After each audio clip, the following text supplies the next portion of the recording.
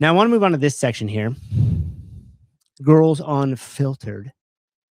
Girls unfiltered. Girls unbothered. Uninterrupted. Whatever the case may be. This goes back to when they had Ariel Lolan on here.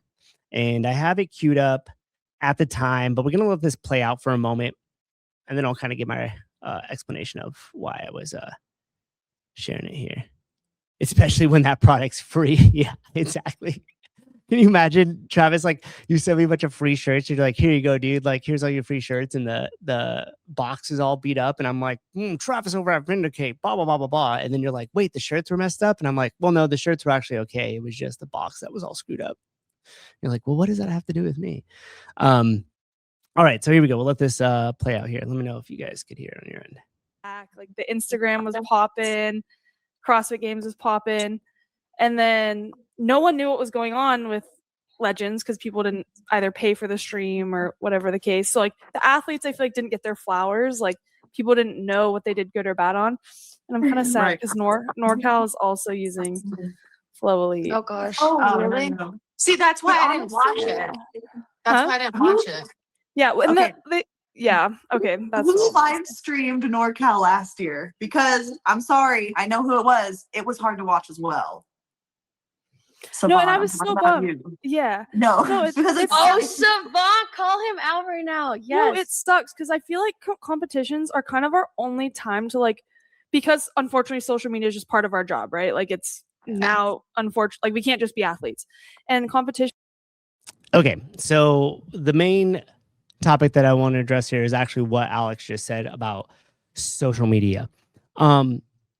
But the other thing that I think is funny is I would have loved a follow-up question because last year we had some trouble with obviously streaming and getting the bandwidth up for NorCal Classic, but we scrapped it immediately and just went to post-production.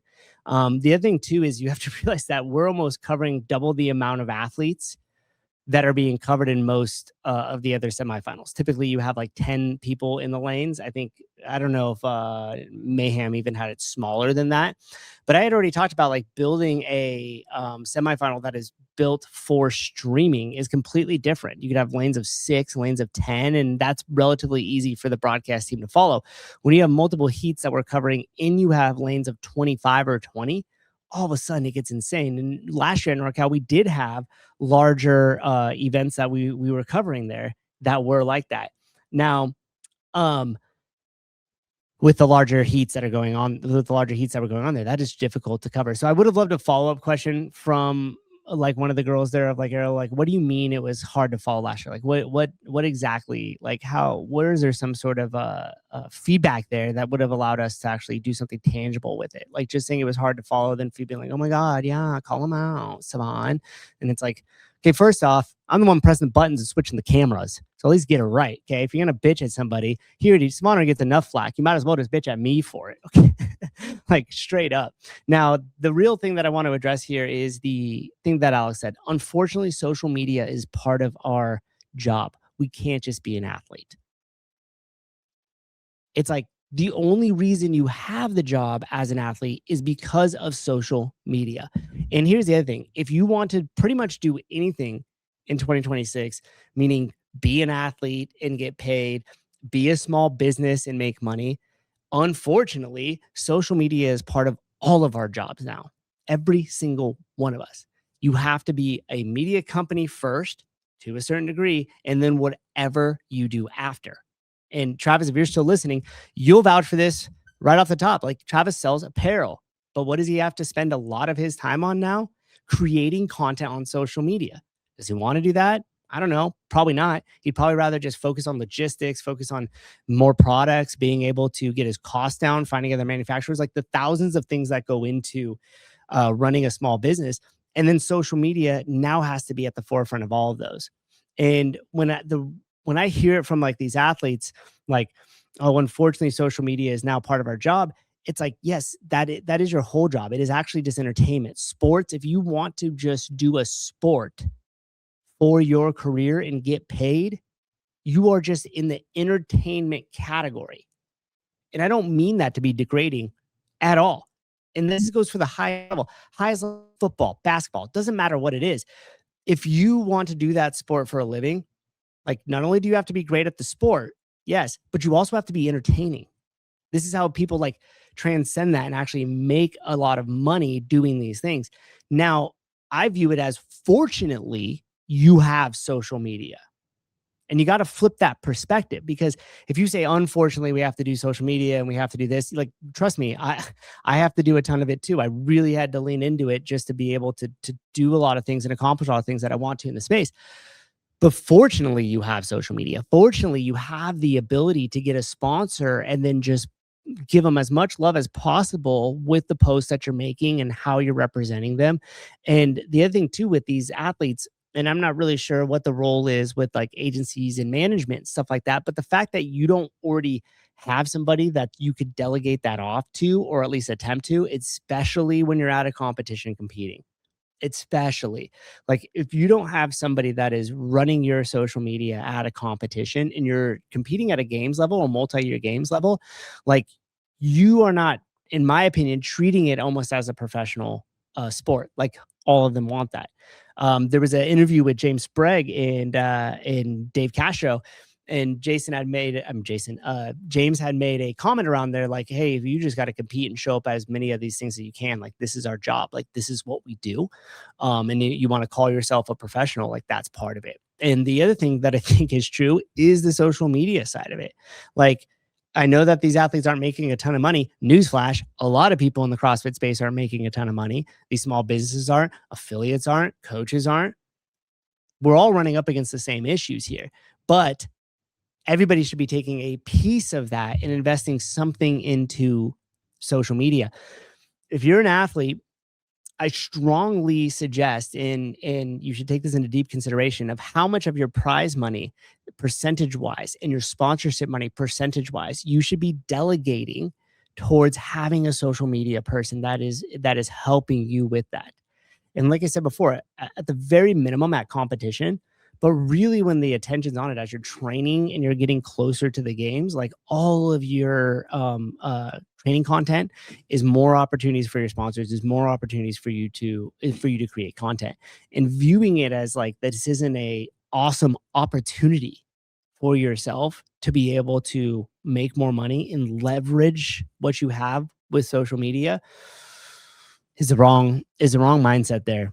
It is completely the wrong mindset. The other thing too that was funny in that clip was the fact that she was like, yeah, it's going to be on Flow too, and referring to NorCal Classic. And it's I have to laugh about it, because no matter how many times we said, like, no, it's going to be on both, no, it's going to be on both, no, it's going to be on both, like, it almost seemed like that stuck to nobody, and they all just heard Flow, and like, that was it. And it was like, bomb, bomb, bomb. Like, yeah, it's only going to be on Flow, and now we have to pay the $30. Holy smokes. The other thing too that is interesting is, like, Alexis was like, oh, I didn't pay it. That's why I didn't watch Legends. Now, we don't get any extra money or anything off how many people sign up into Flow.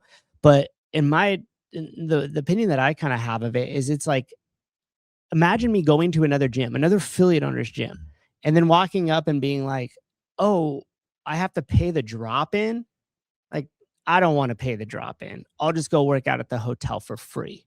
Like, but yet at the same time, you want all of us to invest in you guys as athletes with our money, with our attention, with our time going to some of these events.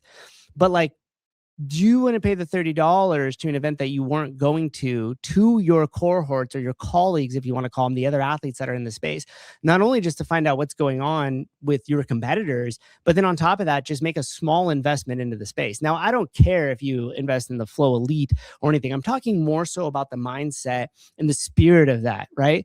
Like, you show up to some of these competitions, and how many of them are walking around, these athletes are walking into Vendor Village and like thanking some of the vendors for their time? Probably a pretty small percentage. How many of them, rather than saying like, oh, and the stream was hard to follow, came over and actually to the booth and like thanked us for streaming it, that there was even an opportunity for them to be seen at a semifinal? It's like this very strange mindset of like, well, I'm at the highest level and I deserve all of this. For what? Like, you want to be a contributor in the space more than you want to be a taker. You want to be a contributor.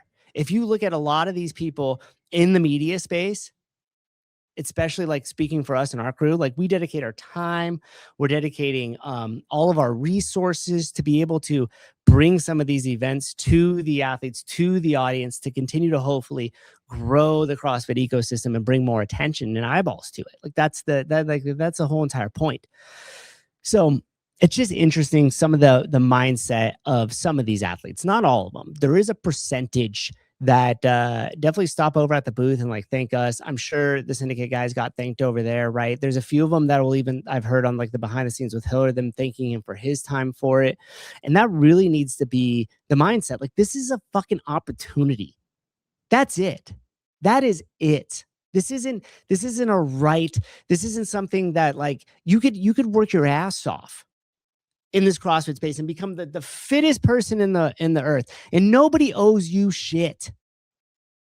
You still got to go out there and contribute. And this is why you have people like Rich Froning that were just on the top, because this guy was not only the fittest on the earth, but he was saying yes to everything in the early days, showing up to in all media things, making himself as available as possible, going around the world and traveling and dropping in at these gyms, doing these other like motorcycle tours. You see this now too with the Boys Interrupted, with James, Dallin, Justin, Jason. Like, you need to flip that mindset and be like, dude, this space is far from the NFL or the NBA or whatever fucking sport that makes a gazillion dollars, that makes more money than all of CrossFit due to a rounding error on their books than we do. So if you don't think that like if you want to build the house, like show up with a hammer, bro. Like, this is the time that we're at. It's not kick your feet up. I mean, even to this day, you know that meme? You could pop that in there. So like, even like to this day, like Rich and those guys at Mayhem are now contributing by putting on the Mayhem Classic. I guarantee you, not only in time lost and opportunity cost, but in actual dollars, those guys over at Mayhem lose every time they put on a semifinal. So why do it, right? Because I know all of us at the Sevon podcast, like, we're breaking even on this. Like, the highlight of this for us is like we all get to hang out with each other. We get to go to these events. Like, ain't nobody walking home with this fat paycheck. And so when you ask yourself, like, okay, well, why do this? Why do it? You have to be passionate about it. You have to have a belief in it that's going to grow. You have to want to contribute to it so it's there for the next generation. It's there to touch more people. And by touch more people, I mean like the actual CrossFit methodology where they could come in and change their lives doing the exercises. So yeah, it's just, I think at the core of it, like that's where, and I'm just speaking for myself here, like my frustration comes when I hear certain things like that. And I don't mean to harp on the girls with this, so don't conflate what I'm saying here with like it's just like me attacking them or anything like that. But I just feel that mindset amongst this next generation, he's speaking up here like I'm some old man or something, like, but that mindset is more infectious. It's happening to affect more people than the other way around. And so to the athletes that are picking up a shovel and digging with the rest of us, that are contributing and doing what they can, kudos to you guys, because ultimately, like, that is how all of this is gonna keep afloat and stay together. Zeke, what's up, man? Problem is they think they deserve the attention, but don't want to reinvest in themselves, which is back into the community. Agree. Yeah. I mean, an investment into the community is an investment into themselves, is an investment into their future. Zeke, you're absolutely right, man. You are absolutely right. Nick, keep preaching, Susan. Spot on. Thank you. Thank you, brother. Appreciate that. CrossFit, do you think legend/flow is a non-issue if the messaging was sooner? Dude, 100%. And that is exactly the feedback that I gave to the contacts that I have over at Flow. I was like, you guys have to invest in this space. Right now, you're being viewed as a vulture. You just kind of showed up. Nobody knew that it was going to be behind a paywall. It was behind a paywall. And now it feels like you're kind of stealing our lunch money a little bit. I want to, and within the control that I have, I've sent over stuff to the people at Flow that said, like, here's what I would invest in, here's what I would do, here's some shows I would sponsor just to get your logo up, just to have some familiarity. Like, I agree with that completely. And if the messaging would have come out sooner, I think you would have gotten given people more time to kind of react to the fact that it was going to be behind a paywall. I completely agree. CrossFit. I don't think they know better. CrossFit says, I don't think I know better. And you don't hear it enough from sort of that peak CrossFit wave of athletes. Yeah, that's true too. You know what I mean? Like, it's just one of those things that as it grows, and like as you step into what's already there, there's this sense of like, well, this is already here, and there's a sense of like entitlement, right? And that's why, like, as generations go on, like even in our country, you take a lot of these things for granted. Like, oh, we've always had internet. Like, you know, and the generation before them was like, oh, you guys have fucking electricity. You don't know how easy you have it, right? So each time that there is growth and it makes our lives easier, there's this sense of like, what do you mean that could go away? That's always been this way. So I deserve more, or it should be like this effortlessly without me contributing. So I get that, but man, we need to have the old, I'm drawing a blank on the president that said it. It's not what your country could do for you, but what you could do for your country. Like that's the state that we're at right now in the CrossFit community.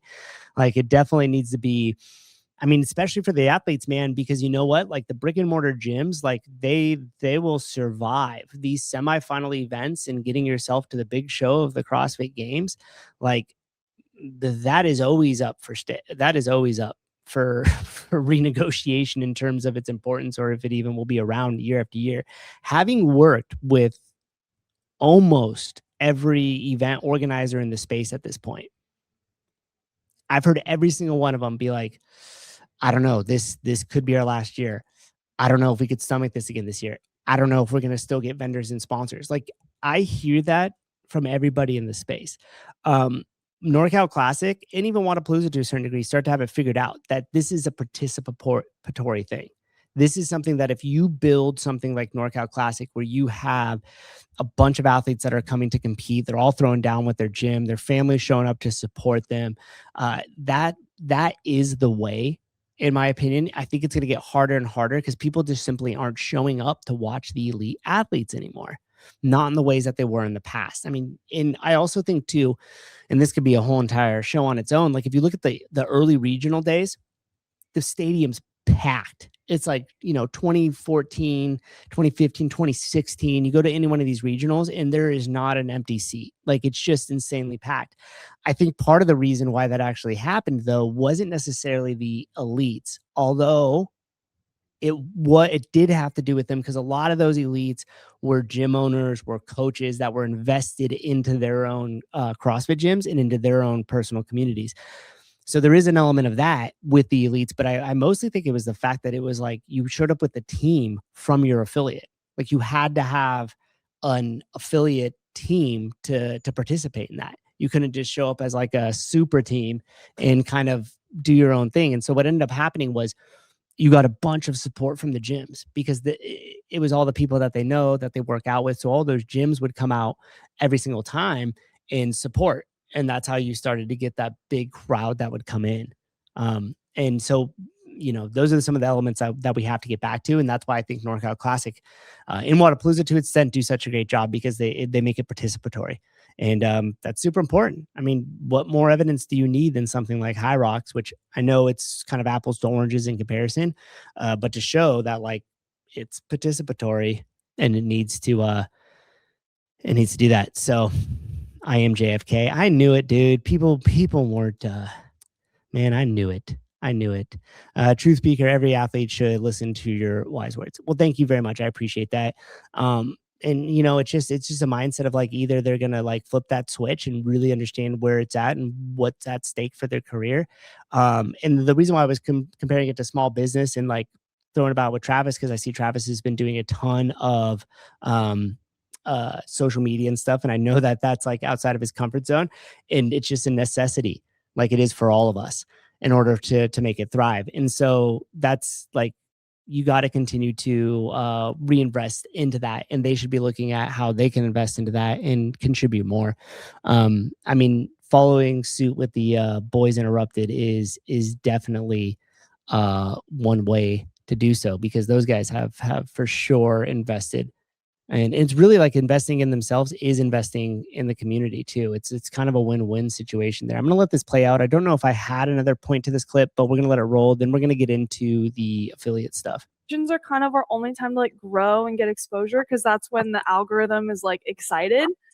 And so when people can't watch what you're doing, they have no idea. They just see the leaderboard if they're looking, but some people don't look. I remember I finished NorCal and I was kind of like hoping like I'd have some like maybe text from my friends or like some sort of hype, and it was nothing. Nothing. People are like, "Oh, good job, like you got your ticket," but like I have no idea how you did. And I was like, well, okay. Yeah.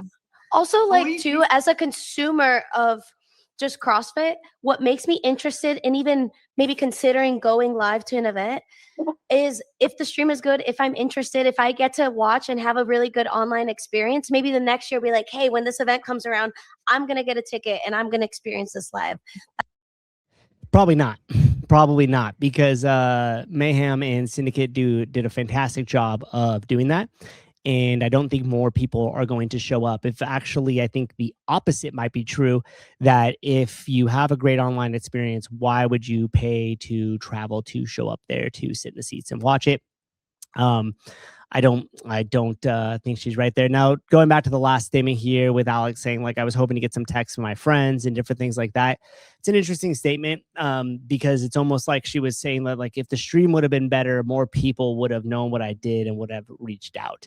And I'm not going to claim whether that's true or not, but I'm just going to go back to my original thing of, and she said it here, competitions are a big time. That's when the algorithm's being fed. No, the algorithm's being fed when you feed it. And the reason why it's big during those competitions is because you have a lot of third-party media covering it. And so, quote unquote, feeding the algorithm.